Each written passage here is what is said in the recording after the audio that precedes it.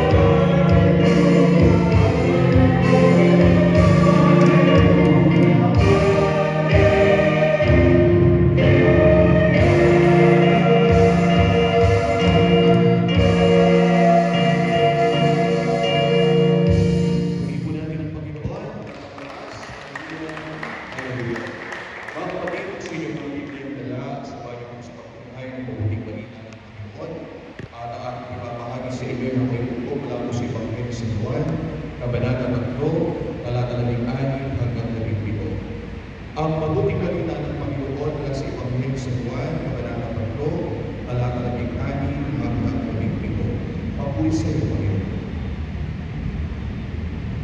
Ganyan na lamang ang pag-ibig ng Diyos sa sanlibutan.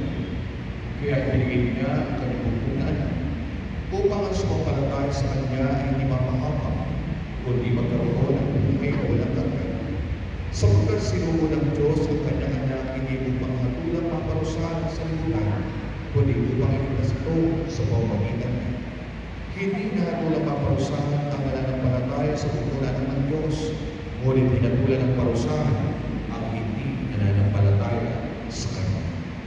Mga minamahal na kapatid at magulang sa Panginoon, ito po ang mabuting balita ng ating kaligtasan. Purihin po natin ang pangalan ng ating Panginoon.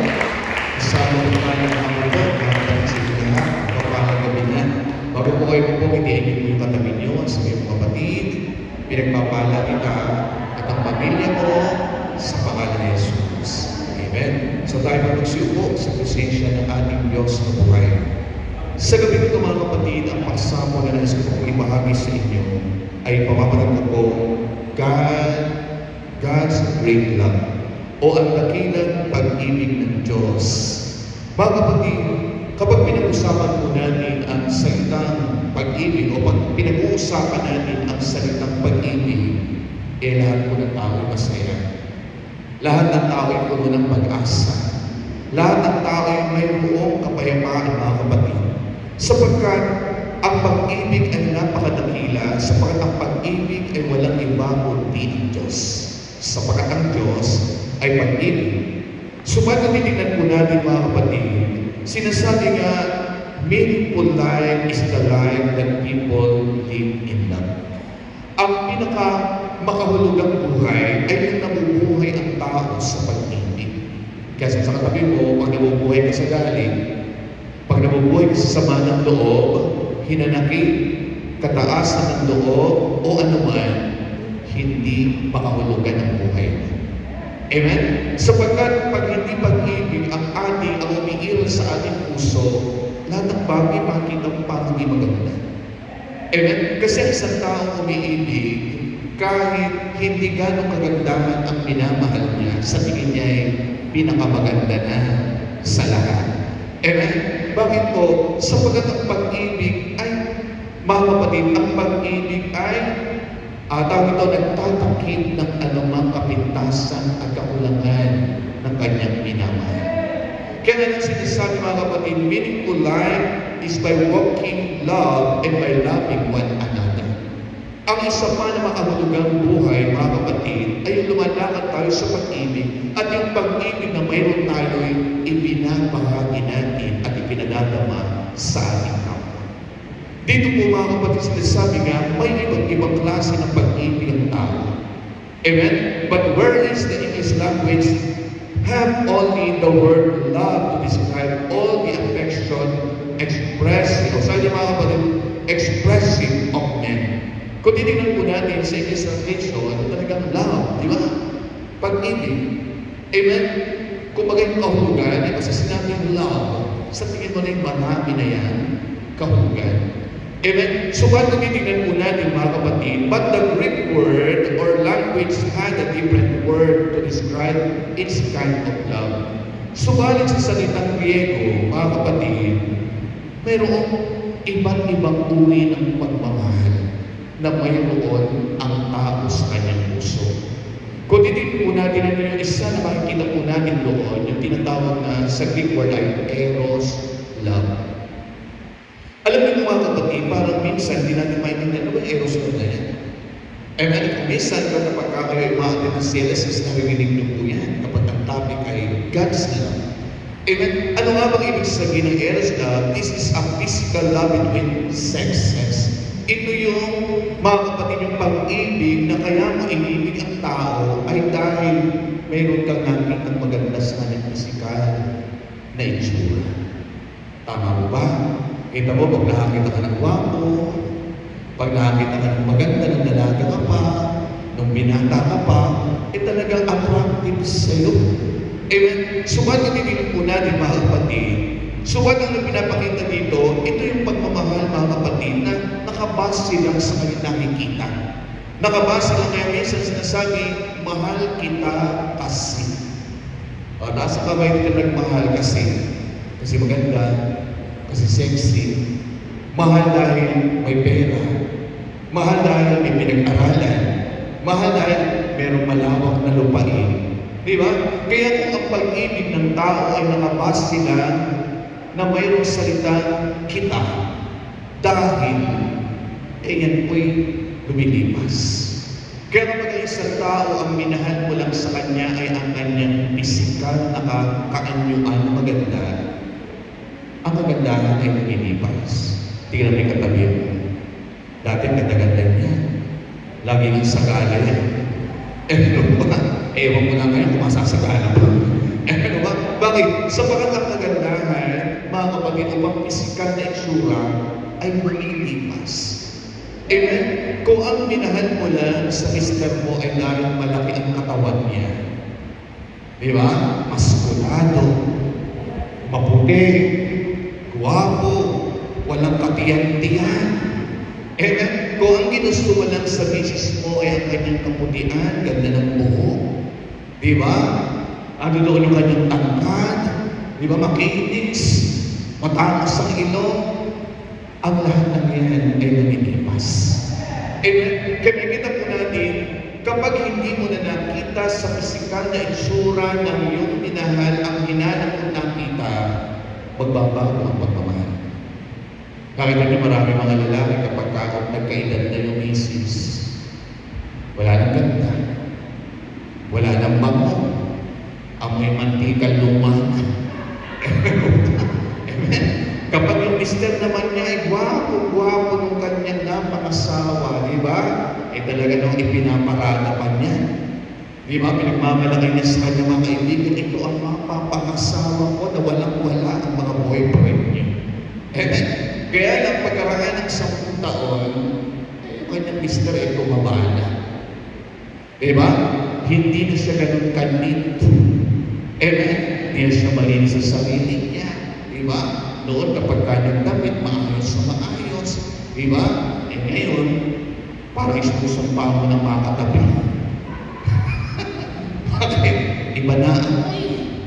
Ano ba? Naalala ko na nagpa-pray over sa akin kanyang sister. Sabi ko, pray na ako. Wisit sa asawa ko pagkatabi ko manoon. Sabi niya, bakit mo ba di kayo mag-asawa? Bakit po ito makatulog sa amoy niya? Amoy putok na hindi umawag yan. Di ba? Sabi ko, ikaw may pagkukulang.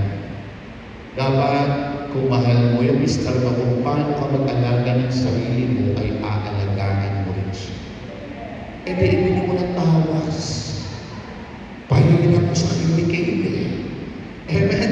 Bakit? Kasi kapag kamahal mo, kung ano kayo iaayos mo rin ang minamahal mo. O taas ang kamay dito na kapag lumakad kang ayos na ayos, kasama ang mister mo, ayos na ayos din.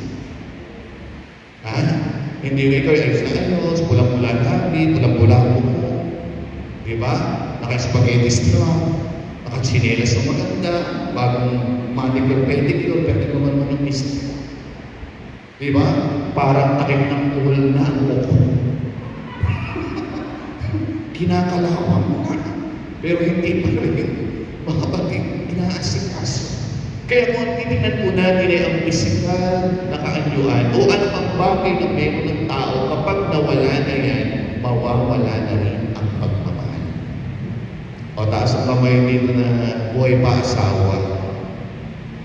Yan. Sa tingin mo, siya pa rin ba ang pinakagwapong lalaki sa buhay? Taas ang kamay dito na yung mister mo hanggang ngayon, pinakagwapo pa rin siya. Taas ang kamay dito naman na ang misis mo pa rin ang pinakamagandang babae sa balat ng lupa. Amen. Kasi ang tunay na pag-ibig ay hindi kumukulas. Amen. Ano yung pangalawa yung tinatawag na Phileo love? Phileo love. Ang ibig sabihin ay pag-ibig sa asawa, pag-ibig sa kaibigan, at pag-ibig sa kapatid. Amen. Alam nyo, kapag kamahal mo yung asawa mo, ay hindi yan kagwapuhan, hindi yan kasipagan, di ba? Minsan na may bisyo pa, di ba? Pero pag nakita mo inaapian ng iba at sinisiraan, ipaglalaban mo. Bakit? Mahal mo yan. Amen. Ganun din ang kapatid, kahit may tampuhan kayo, Kahit minsan namumutang ka ng bigas, ibang pinahiram. Di ba? O kaya naman minsan para maalala ka hindi, pero pag nakita mo yung kapatid mo na inaangkin ng iba, ay paglalaban mo yan. Kasi yung pagmamahal ang umiiral. Amen? Kaya kapag mahal mo rin ang kaibigan mo, nasa kami na may kaibigan, alam mo yung matalang na kaibigan, minsan masigit pa yan sa kapatid. Amen? Masigit pa yan sa kapatid. Minsan, yung masasabi mo sa kanya, yung masasabi sa nanay mo, sa kapatid mo, yun ay dadaig mo sa kanya, hindi mo idaig sa kanila. Bakit? Kasi yan ang tunay mong kaibigan. Kaya pagka meron kami mong kaibigan, mahalin mo. Nasa kamay ng may mabuting kaibigan. Mabuti ng pagpipera ka. Dinadalo ka ng pagpipamerienda ka. Hindi yun ang tunay ng kaibigan. Kaya nakikita po natin mga kapatid, may sinasabi din sa Greek word na storge love. Ano ba yung storge love mga kapatid? Ito yung pag-ibig o this is the kind of love between parents and children. Nasa kamay dito ng mahal na mahal ng mga anak mo. Diba?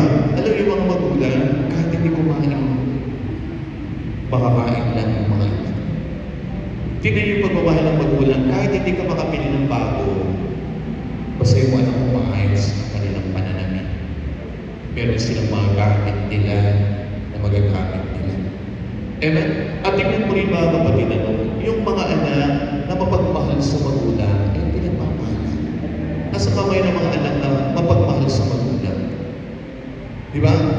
Alam niyo minsan, meron nga ang kilala ng kapatiran natin. Nakatapos lahat yung mga anak niya. Pero nasa lahat. Pero siya nag-iisa sa bahay. Walang kasama. Kaya minsan, binabasa ako sa Facebook, sabi, ang isang magulang ay kaya arugain ng 10 anak. Pero minsan may mga anak na hindi kaya ng dami, hindi kaya arugain ng magulang. Amen? Kaya kita po natin mga kapatid, kapag mahal mo yung magulang mo, kasi yung mga anak, halimbawa, ang anak mo yung 10, hindi mo pare-pareho ng ugali yan. Tama mo ba ako?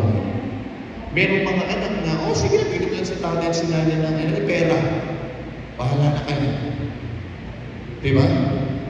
May mga anak naman na parang wala na.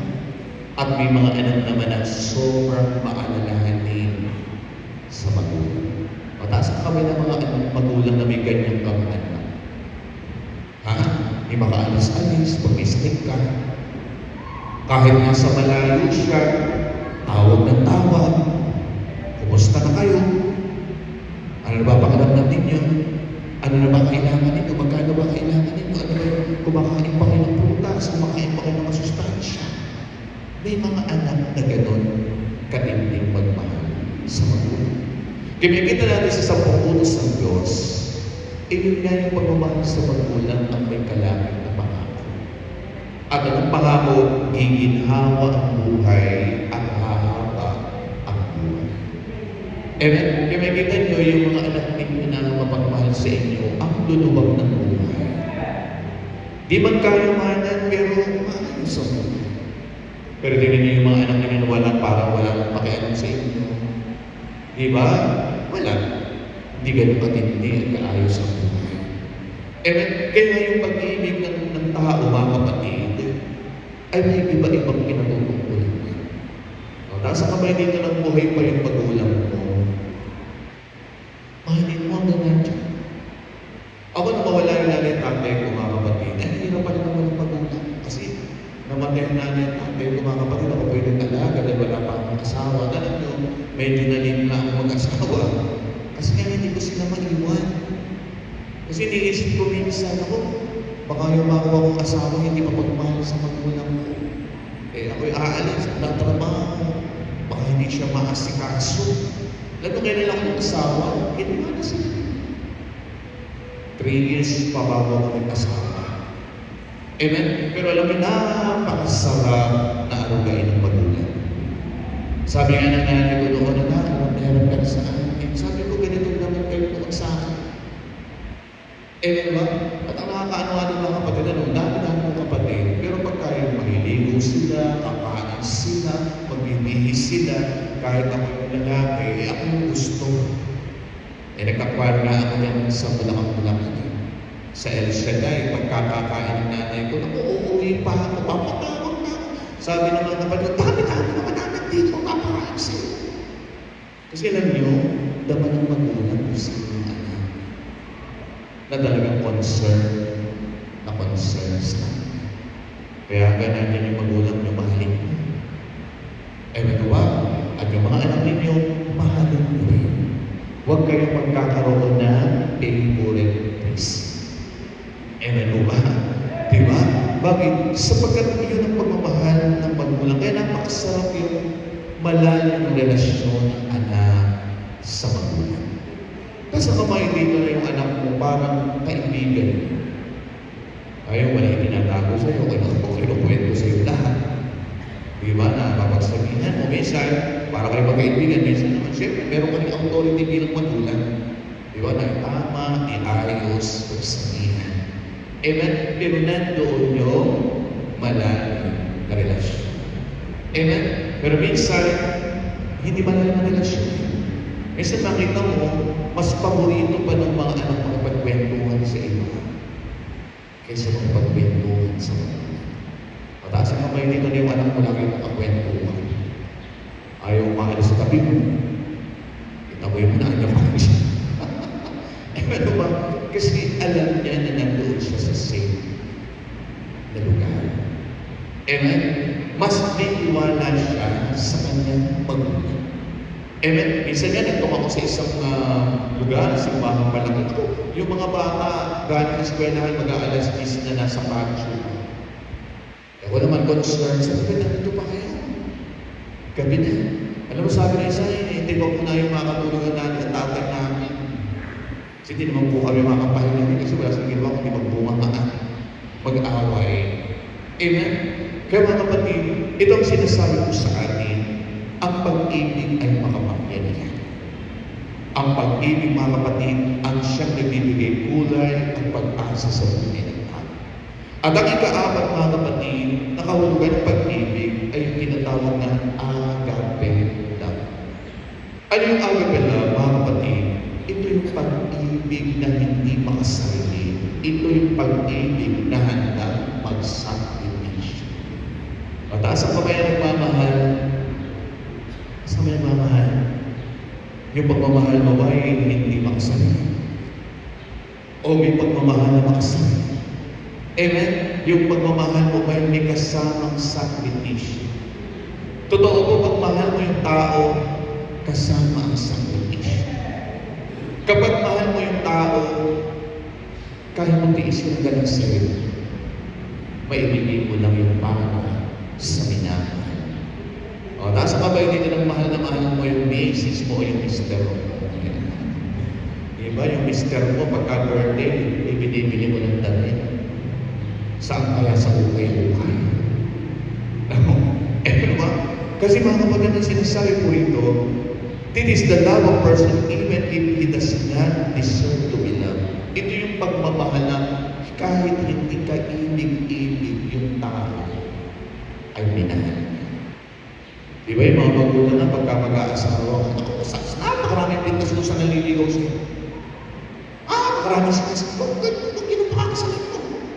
Napakaraming bisyo. Sabi niya, parumbado daw yan.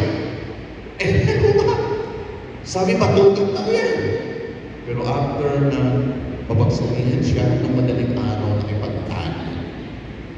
Kanina ipagtahan doon sa maraming kapuntas. Ang ba umalit?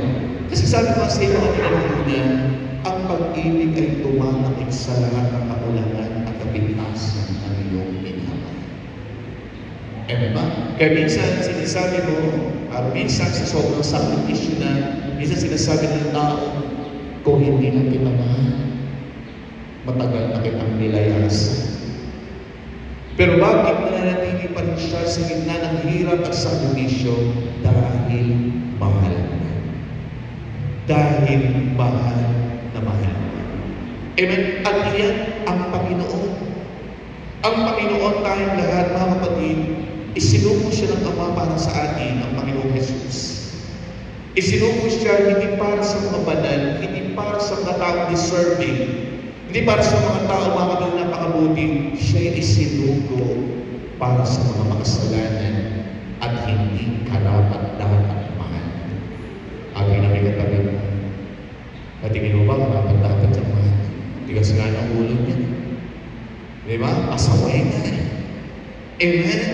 Lahat na lang ng mga pangarap, ginawa ko na, pero matigas pa rin ang ulo. Pero nandun ka pa rin nagtsatsaga at nagsasakripisyo sa Kanya dahil mahal mo siya. Ganyan ang Diyos, mga kapatid. Kaya talagang sinasabi, three significant points about agape love. It is the love of God for ungodly. Amen? Ito yung pag-ibig ng Diyos na kahit ayaw mo sa Kanya, mahal ka niya. Mahal niya tayo. Na kahit hindi ka nagsisimba, hindi ka nagdadasal, hindi ka man ang marunong magpasalamat kung ano yung mga blessing na binibigay niya, hindi nagbabago ang pag-ibig ng Diyos. Hindi katulad ng tao. Amen? Ang init ng pagmamahal ng Diyos, kahit ano pa man ang nagawa natin, ay hindi nagbabago. Amen? Kung 100 boiling point, ang init ng pag-ibig ng Diyos, kahit ano pa man tayo at sino tayo, hindi nagbabago ang value natin sa Kanya. Tingnan mo nga yung katabi mo kung kasing halaga ng ginto. Sa tingin mo, pag sinanlang mo yan, masasama. Amen? Pero sa tingin, sa totoo ng mga kapatid, matindi po ang value natin. Sapagkat sa lahat na nilikha ng Diyos, ang tao ang pinaka-iibig. Amen? Tayo makikita natin ang dami magagandang bagay. Mapunta ka lang sa ibang lugar, sa namamangha ka, napakaganda naman ang nilikha ng Diyos. Amen? O taas ang kamay dito na ang bulaklak ay kasing ganda mo. Ha? Taas ang kamay dito na kasing ganda mo ang dagat na asul na asul. Kasing ganda mo ang mga buwan at nagagandang puno. Hindi. Mas maganda ka pa doon. Sabi mo sa katabi mo, wala kang katulad. Ikaw ang pinakamaganda sa paningin ng Diyos. Amen. Kaya kung titignan po natin is the love of God for unworthy sinner, tayong lahat nagkakasama. Tayo nga lang pag ginagawang kasalanan sa ating mga kapwa natin, ay goodbye. Paglimutan na tayo. Amen ba? Huwag ka nang pakikita sa akin. Amen? Pinatawad na kita pero huwag ka pakikita. Amen? Pero sa totoo lang ang Diyos, kahit tayo nagkakasala, mahal pa rin niya tayo. Kaya nang sabi niya, iiwanan niya ang 79 upang hanapin ang naliligaw, ang magkasala. Amen? Kaya nga sinasabi dito mga kapatid, it's the love of God for undeserving enemy. Tayong lahat, sa totoo lang, kaaway ng Diyos. Kapag tayo gumagawa ng hindi ayon sa kanyang kalooban, kapag tayo sumusuway sa Kanya, hindi tayo sumusunod sa Kanya, mga utos, tayo kaaway niya. Pero tayo kaaway ng Diyos, pero siya pa rin ang nag-alay ng buhay sa Kanyang kaaway. O halimbawa, ganda sa kalsada, yung nakaaway mo masasagasaan ng truck. Itutulak mo para di siya masagasaan. Saan ka may nagagawin mo yun? Naku, kaya ako siya magkadurog-durog. Kaya magkakita na yung buto niya.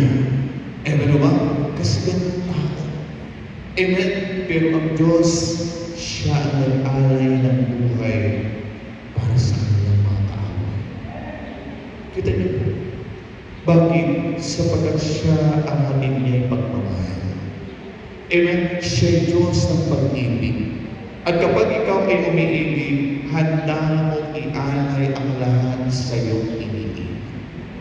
Di ba minsan naging halimbawa ko sa inyo, kung sasabihin ng doktor na mamamatay ang asawa mo at sasabihin mabubuhay kung ikaw ang papalit, ay gagawin mo. Kasi kapag dito na kayang ipalit ang buhay, mabuhay lang ang asawa mo. Ako, brother ko, tama na po yan. Mataas na kaway dito na kaya mong ialay ang buhay mo sa asawa mo. Ha? O ito si nanay at saka si tatay. tatay talaga naman tinataas na taas. Yung iba, ako, yan. Baka sabihin mo sa doktor, no, pakibunod na po ang mga tubo. Malaki na po nagkakastos namin. Pero ang tunay na nagmamahal, iaalay niya ang lahat para sa kanyang minamahal. Amen? Para sa kamay na handang iaalay ang buhay para sa kanyang mga anak dahil sa pag-ibig. Even kanina sa asawa ka maunti. Amen? Amen ba? Lalo siguro yung pangatlo, taas ang kamay dito na kaya iaalay ang buhay para sa iyong biyanan. Wala na absent. Amen? Ano matay na? Kung sabihin niya, ipasalamat naman. Amen ba? Bakit? Sapagkat doon nasusukat ang tunay na pagmamahal. Ang Panginoon, paano niya pinatunayan na mahal niya tayo, hindi lang sa salita, kundi isinagawa niya. Amen? Inalay niya ang buhay niya para sa mga tao na hindi karapat-dapat pag-alawin ang buhay at pagmamahal. Kaya nga sinasabi dito mga kapatid, and Jesus revealed this God's great love, the fact God so loved us very much. Mahal na mahal tayo ng Diyos. Amen? Isa man sa atin ay ayaw ng mamahama. Alam mo kapag ka nagmamahal ka, check ka ng check dun sa minamahal ka na ba? Kumain ka na ba? Kamusta ba pakiramdam mo? Ano ba? Bakit? Sapagkat ipinapadaman niya ang tunay na pagmamahal. Taas ang kamay dito na mahal mo yung asawa mo. Ang tanong, nung una mo siyang pinahal at nagpakasal ka sa kanya hanggang ngayon, pareho pa rin ba ang pag-aasikaso mo sa kanya? Pareho pa rin ba ang lasa ng sarap ng pagluluto mo noon hanggang ngayon? Taas ang kamay na nasasabi ng asawa mo na walang pagbabago ang misis ko pag nagluto yan noon hanggang ngayon. Kaya nga ako'y malakas ang kalusot. Pwede paano kapag hindi na mahal, pakarami na maglagay ng asin. Pag nag-adobo ang sabaw ay hindi na tubig, kundi mantika. Ewan ba? Pag nagtimpla ng kape, napakatama. At kung lagyan ng asukal, 2 kutsara. Pero ang tunay nagmamahal, inaalalagaan o iniingatan ang iyong minamahal. Amen? Kaya ang sinasabi rito mga kapatid, ang sabi ko rito, the evidence of God's love is to give. Amen? Ang ebidensya ng pag-ibig ng Diyos ay siya ang nagbigay. Kapag nagmamahal ka, bukas palad ka. Kapag nagmamahal ka, hindi ka maramot. Nasa kamay ng nagmamahal. Paano magbigay sa minamahal? Amen? Dahil ang Panginoon, nung siya ay magbigay, ang ibinigay niya yung pinaka-the best sa kanyang minamahal. At anong ibinigay ng Panginoon ang pinaka-the best sa atin dahil tayo kanyang pinakamamahal? Ang kaisa-isa niya anak. Amen? Kaya nakita niyo yung taong totoo nagmamahal sa iyo, may uri ang ibinibigay sa iyo. At hindi ka pinagdadabutan. Amen? Taas ang kamay ulit na hindi madamot sa minamahal. Ha? Minsan, may umiiyak sa akin nanay. Sabi ni brother ko, ang hirap pa lang tumatanda. Humihingi lang kami ng gatas, kape at asukal sa anak ko. Binubulyaman kami. Lakas naman magkatas. Diba ba? Puro kayo sa asukal, kaya tumataas ang ito. Blood sugar. Kape kayo ng kape, kaya puro kaba-kaba, puro kinakaba. Alam niyo ang tunay na pamahal, hindi nagbubukas. Diba? Sasabihin mo, mahal mo yung mister mo, pero habang kumakain ng suko, alam mo ba kung magkano kilo niya? Diba?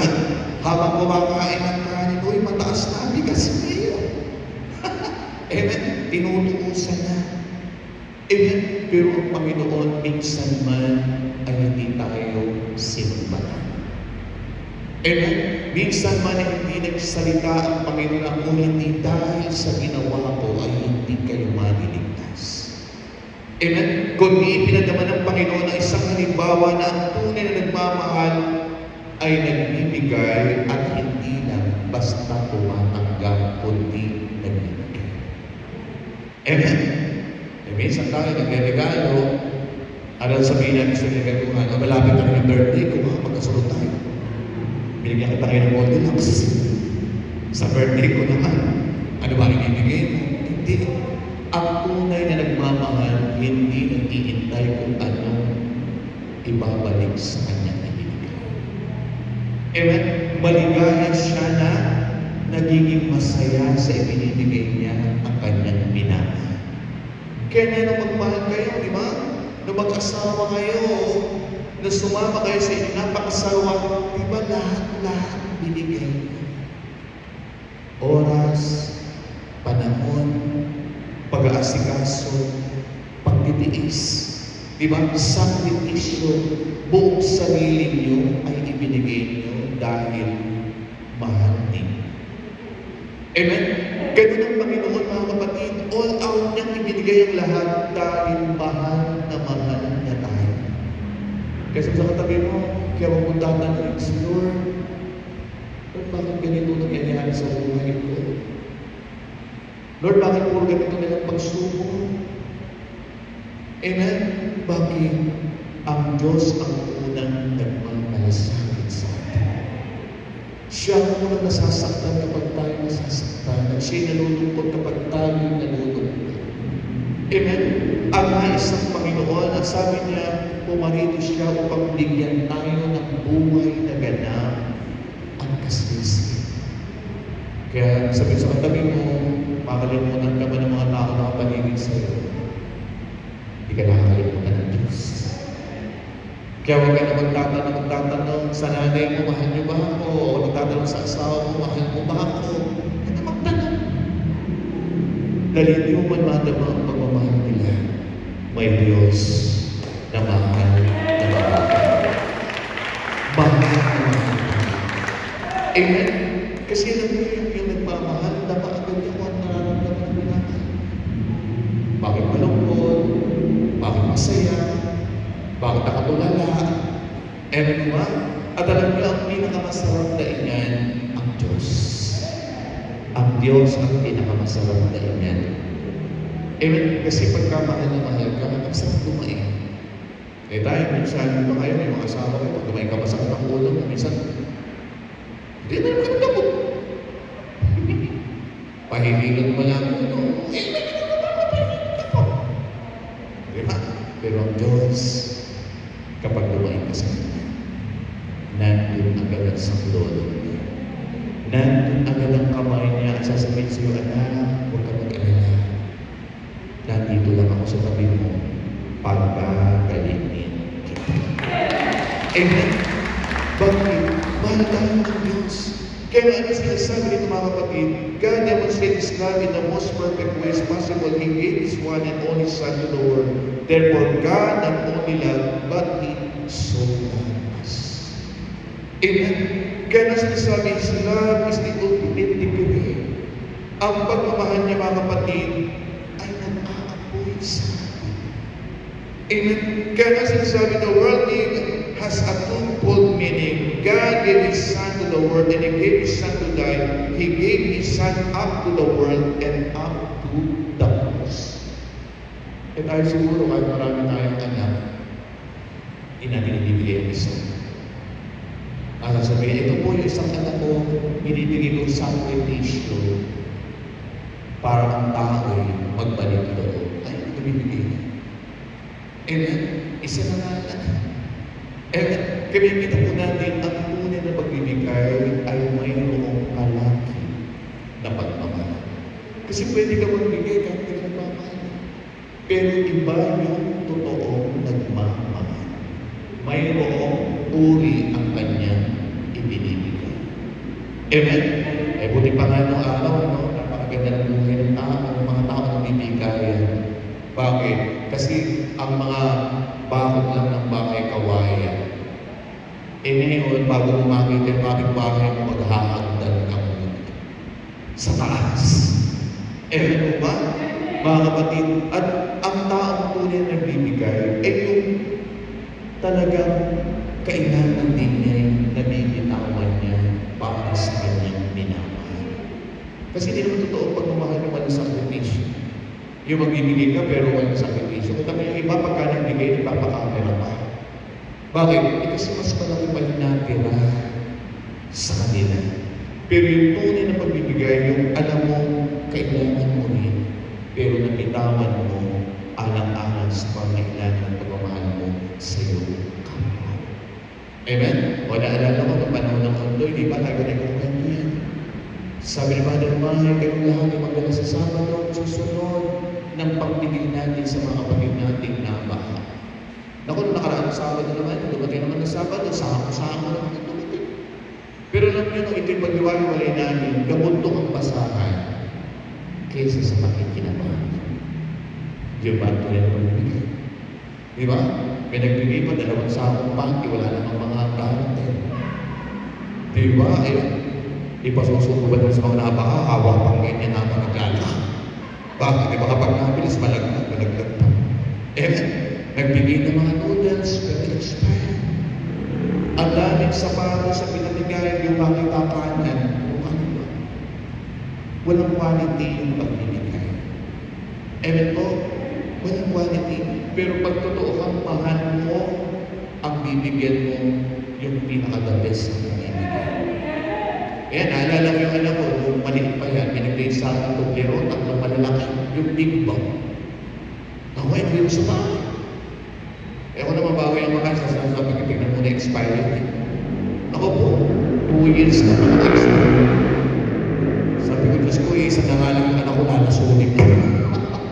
Minsan ganun yung tao eh. Pag hindi importante sa kanyang bibigyan niya, walang quality ang ibibigay niya. Pero pag mahal na mahal mo, pinag-uulan mo, yung pinaka-the best ang ibibigay mo. Kaya natin mo si Lord, dahil mahal na mahal niya tayo, yung pinaka-the best ang ibibigay niya sa atin. And kaya the purpose of God's love is to save men. Ang layunin ng pag-ibig ng Diyos, tayong lahat ay iligtas. Amen? Kasi kung nagmamahal ka, inaalog yung minamahal mo, ano sasabihin mo? Goodbye! Yun ba? Gagawa ka ng paraan upang maisalba mo kahit buhay mo ang maging kapalit. Maligtas na ang minamahal. Amen? Kasi ayaw ng Diyos na ang nilikha ng kawangis niya at kasingatan niya ay mapunta lang sa inyo. Amen? Nawawala ng kahulugan ng lahat ng ginawa ng Diyos sa atin. Kaya tingnan niyo katabi mo, napakaganda niya at napakagwapo din.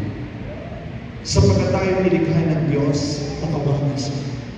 At hindi lang basta salita tayo nilikha ng Diyos, kundi ginamit niya ang kamay niya upang tayo likhain. Kaya tingnan niyo katabi mo, huwag mo sasabihin, hindi maganda yan.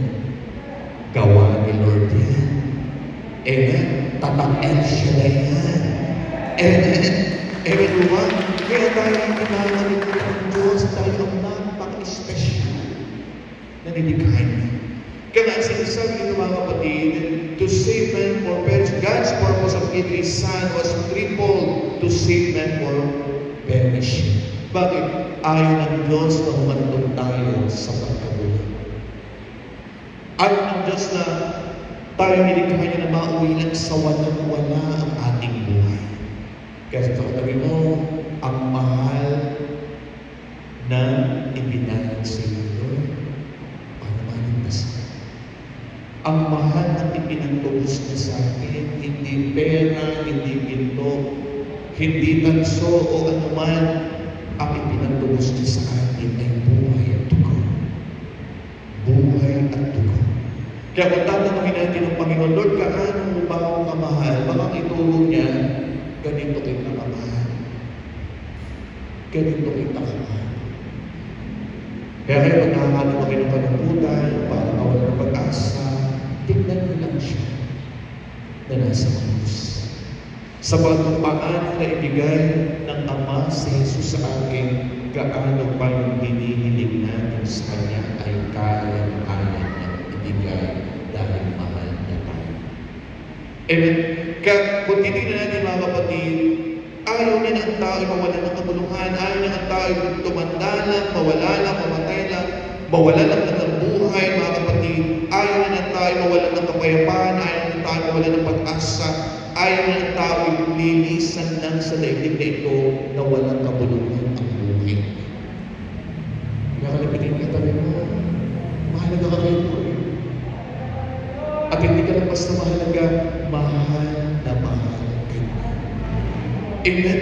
The proof of God's love, mga kapatid, He sent His Son, kaya naisiguro niya ang kanyang anak upang patunayan sa atin kung gaano niya tayo kamahal, mga kapatid. Because we are guilty both, breaking God's law and coming short of God's glory. Bakit, mga kapatid? Kasi lahat tayo makasalanan. Lahat tayo ay may pagkukulang. Sabi mo sa katabi mo, hindi ka pa rin pwede magmalaki. Dahil kailangan natin ang Diyos. Nasa kamay dito na nagkakasala pa. Nasa manang kamay na hindi na nagkakasala. Itutungtong na natin sa isang tuntungan dito. At sabihin na natin, sabihin natin sa pagkita. Araw-araw kailangan natin ang Diyos. Araw-araw kailangan natin ang kanyang awa.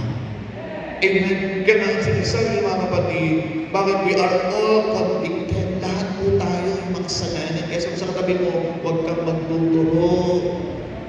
Kasi ikaw din ay nagkakasala pa. Amen.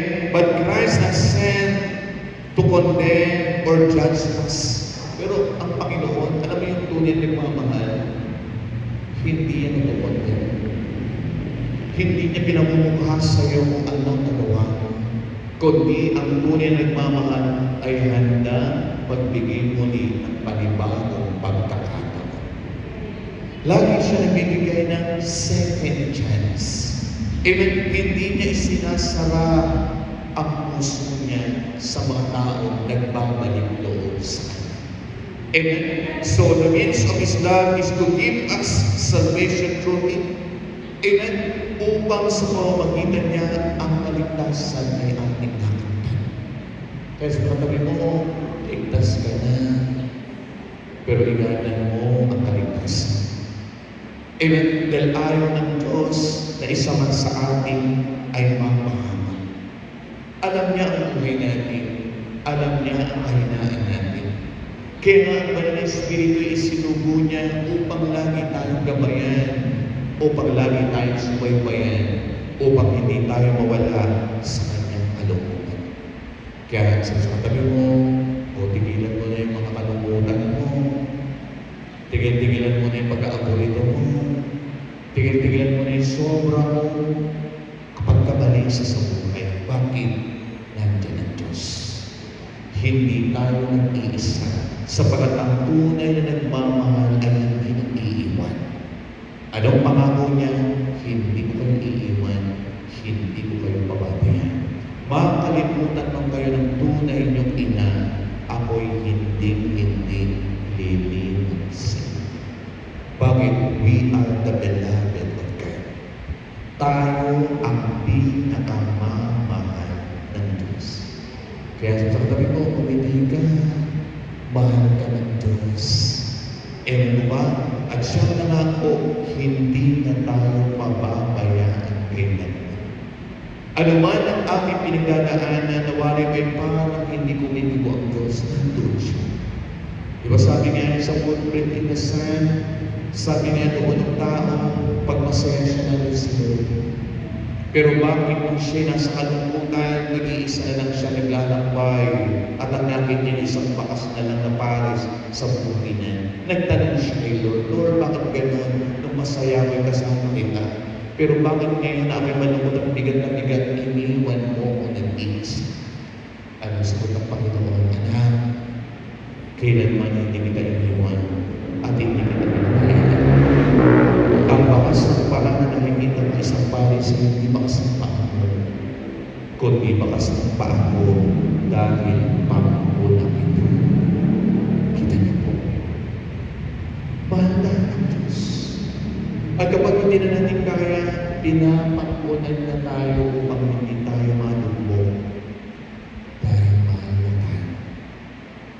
Pinalalakas na tayo sa sandali na mayroon tayo mga panghihina. Pinasasaya na tayo sa sandali na may mga kalungkutan tayo. At sa lahat ng ating hinihingi sa Kanya ay tinutuloy niya tayo lalong makatutulid sa atin dahil mahal na tayo. Amen? Alam niyo po, ang pag-ibig ay makapangyarihan. Kung gusto niyo po magbago sa tao, huwag isang sumbatan. Huwag mo ipamukha sa Kanya ang mga mali niyang ginagawa. Mababago mo ang tao sa kabila ng hindi maganda na ginagawa yung sinasabi mo, kahit ganyan ka, ay mahal na mahal kita. Amen? Bakit po? Sapagkat ang pag-ibig ay walang ibang Diyos. Kaya kung may problema kayo sa anak ninyo, sa asawa ninyo, sa kapatid ninyo, sa magulang, kahit ganun sila, sabihin ninyo, mahal nyo sila. Kahit sa mga anak yung matig sa ulo, sabihin mo na, alam mo, si ito at mga kapatid, ikaw ang intindi ko. Dahil kahit sinasabi niya, ikaw ay matigas ang ulo sa mga kapatid sa ito, pero ikaw ay mahal na mahal ko. Alam niyo po, magbabago siya. Dahil ang ibinibigay mo sa Kanya ay walang iba kundi si Kristo. Walang iba kundi ang Diyos. Dahil ang Diyos ay Diyos ng pag-ibig. Siya ay Diyos ng pagmamahal. Amen? Naalala ko mga kapatid, yung isang kaibigan ko noon, inis na inis ang nanay niya. Bakit? Napakagalagal sa sarili. Pagdadalagan na, Diyos ko, yung mga nagliligo ang sabong ginagamit Jax. Yung barong pagsabong. Kaya bakit ako sa dry-dry yung kanyang balat, yung buhok na naninigas. Kung titignan mo nga siya, parang wala na lang umalis na may tangkay. Kung magkamot ng ulo, parang saksakan na dami ang ulo. Abay, one time, mayroon nagbakasyon na binata, galing probinsya. Malapit sa kanila, sa bansa. Naispatan siya. Sabi niya, sino ba yung dalaga doon? Saan nakatira? Sabi niya, diyan lang, kapit-bahay namin. Pero kaya siyang ligawan. Naku, ay nagpaalam niya sa mga, ano, niligawan mo, anak? Di ba kayo sa ating sarili? Aba, pero, nung makita ng dalaga, kaibigan mo yung binata, ay, nagkaroon din pala ng damdamin. Amen? Di nung unang umakit ng ligaw, ako hindi pa maayos. Pero alam nyo, nung magtapat yung binata na gusto nila, ako kinabukasan, nanghingi na sa nanay niya ng pagpagupit. Nung magpagupit, nanghingi na rin ng pambili ng shampoo with conditioner. Bumili na rin ng sabong beauty soap. Swerte ba na siya? Kaya doon ko nakita na ang pag-ibig pala ay kayang magpabago ng tao. Kita mo yung madami mo, tanongin mo, di ba? Nung niligawan ka ng mister mo, pagsasabihin ako'y dadalaw sa inyo, walang ginawa kung ipagpabago mo, magsuot ng maganda, magsuklay na magsuklay, na halos mabasag ng salamin ka sa suklay. Bakit? Dahil may nagmamahal sa'yo. Amen ba? Dahil kapag isang tao nakakadama ng pag-ibig, nagkakaroon siya ng pag-asa. Kahit nga isang tao italing na buhay, ano pa nilang, Lord? Pagalingin niyo pa po ako kung tuman ang buhay ko kasi marami ang nagmamahal sa akin. Pero siguro kayong tao, walang nagmamahal, kahit na ang naling itatlong buwan, baka ito doon, mga 3 araw na na. Wala naman nagmamahal sa akin. Nakatinig ko ang isang tao ay hindi nakakadama ng pagmamahal, kaya niyang wasagin ang sarili. Kaya niyang sirain ang buhay niya. Amen? Nung magto ako niyan sa rehabilitation, sabi ko sa isang kabataan, sabi ko, ang yaman niyo pala, bakit ka nag-droga? Ang dami niyo palang pera. Ano sabi siya sa akin, akala lang mo ng iba pag marami kang pera, masaya na ang buhay. Pero kami po, ng kapatid ko, lumaki sa yaya, trabaho ng dati ko, mami ko. Minsan na kami magkita, matutulog kami, magigising kami, yaya ang kasama namin. Hindi namin nadama ang tunay na pagmamahal ng pag-ulang. Kaya hinanap niya sa barkada ang pagmamahal na hinahanap niyang madama, pero mali ang nasa mama. Bakit? Kapag walang pag-ibig, may kaguluhan. Kapag walang pag-ibig, walang kapayapaan. Kapag walang pag-ibig, nawawala ang pag-asa ng isang tao. Kaya sa katabi mo, punuhan natin sa tao ang tunay na pagmamahal dahil bumubukas siya. Ang Diyos kung magmahal, walang pagkabukas. Ang Diyos kung magmahal, kung paano kami minahal ng una hanggang katapusan ay hindi nagbabago ang pag-ibig niya sa atin. Kaya sa katabi mo, huwag ka na nalulungkot, huwag ka na nagbabalisa, huwag ka na masyadong iintindi. May Diyos na nagmamahal sa atin, na kahit kaisa-isang anak ay ibinigay sa atin, na handa rin na ibigay anuman ang hinihiling natin. Amen? Kaya pag-uwi niyo ng bahay, kung sino yung matigas sa ulo na anak mo, yakapin mo anak. At sabi mo, anak, mahal na mahal ka ni nanay. Yung mister mo na parang wala na ang buhay, yakapin mo na mahal. Sabi mo sa kanya, ikaw ang binigay sa akin ni Lord. Kahit ganyan ka, mahal na mahal pa rin kita. Amen? Bakit? Sapagkat ang pagmamahal na ibibigay mo ay walang ibang kundi ng Diyos. At pag binigay mo sa Kanya ang Diyos, ibinigay mo sa Kanya ang pag-ibig at ang Diyos ang babago sa puso, isipan at buo ng buhay. Amen? May naunawaan ba tayo? Kaya mga kapatid, iyan ang palatandaan kung gaano tayo mahal ng Diyos. Ang pag-ibig niya hindi makasarili, ang pag-ibig niya ay may kasama sakripisyo at handa nang ibigay ang lahat-lahat para sa ating lahat na minamahal. May natutunan ba tayo? Ayan, mag-spray po tayo lahat sa oras na ito. Taas po natin ating kamay sa Panginoon. Sabihin natin, Lord, totoo naman po minsan, nagtatanong ako, nalulungkot ako. Bakit ganito yung buhay namin? Bakit ganito yung nangyayari sa akin?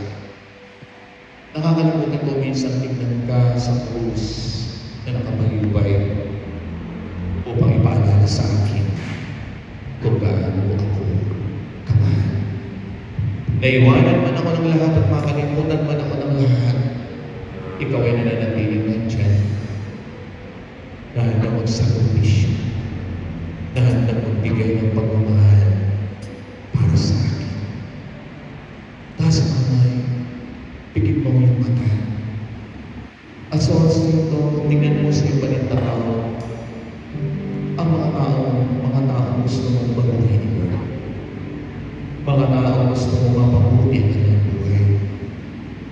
Tulungan mo sila ng magpagbago sa pamamagitan ng pagmamahal at pag-unawa na ibibigay mo sa kanila katulad ng ibinigay ng Diyos sa kanila.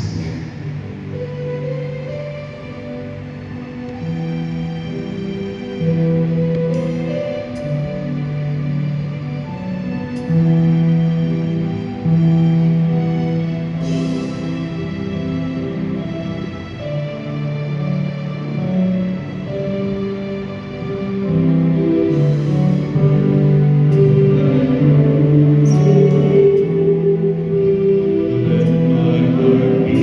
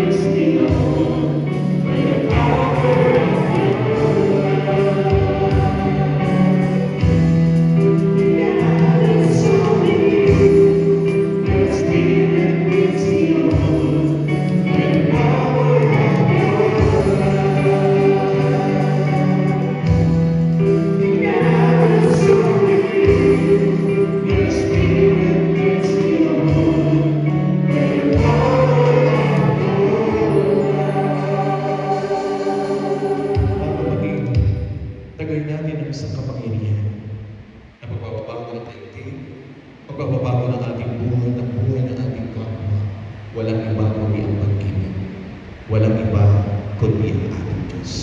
Sapagat ang Diyos ay Diyos ng pag-ibig. Kapag may pag-ibig, walang tigmaan. Kapag may pag-ibig, may pagmamalasakit ng sakripisyo. Pag may pag-ibig, may kapayapaan ang puno ng kagalakan. Panginoon, dalhin mo kami kung saan walang pag-ibig upang magkaroon ng pag-ibig. Dalhin mo kami kung saan kasi walang kasayahan, walang kaligayahan upang lahat ay maging masaya. Dalhin mo kami kung saan walang kapayapaan upang dalhin ang kapayapaan ng wala sa iyo. Panginoon, salamat po sa iyong pag-ibig at dakilang pagmamahal mo sa amin. Na sa kabila ng aming mga kulangan, sa kabila ng aming kasalanan, ay hindi mo kami pinabayaan. Salamat sa iyong sakripisyo. Salamat sa pagkakaloob ng Panginoon ng buhay at pag-upo ng dugo upang kami luminis, upang kami ang maligtas. Panginoon, maraming po salamat sa iyong salita na patuloy sa amin tutulong ng buhay at pag-asa. Pagpalain niyo po kami lahat ng aming mga buhay, hanap po'y kinuwit ang aming mahal sa buhay. Pagpalain niyo rin po gawain mo sa lugar na ito at patuloy, Panginoon, na marami kang tao dalhin sa lugar na ito upang malaman nila ang iwagas sa kalisi ng pagmamahal. Pagpalain mo rin pala ng mga magigawa, kami lahat mga awit at manuntog na ng mga prayer partners, nawa Panginoon sa pamagitan ng pag-ibig na pinadala mo sa amin, ito rin may bahagi namin sa aming kapwa. Katagpurin po ang lahat ng aming mga kahilingan, lahat po ng aming mga kailangan, lahat ng aming mga panalangin, at tinangkin po namin uuwi kami na dala ang katugunan, dala ang masaganang pagpapalang, dala ang kapangyarihan ng pag-ibig sa amin. At tinangkin namin uuwi kami answer prayer sa ngalan ng Ama, Anak, Espiritu Santo. Amen. Pagpalada na yung alas tayo, pumayo tayo ang pag-ibig ng Diyos ang umiiral sa ating puso. Salamat po, and God bless you.